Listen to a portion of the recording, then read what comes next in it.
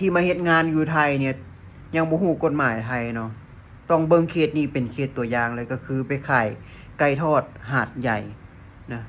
ไก่ทอดหาดใหญ่เปิดร้านขายแบบนี้เปิดร้านกำไรเองนะทำเองกำไรเองแบบนี้บ่ได้เด้อ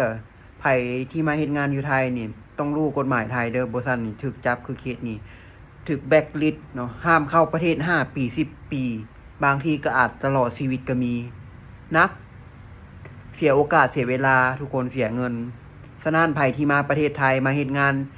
แรงงาน MOU บัตรแรงงานมีบัตรแรงงานแล้วไม่ใช่ว่าคุณจะทำงานอะไรก็ได้คุณจะไปขายของเองได้ไม่ได้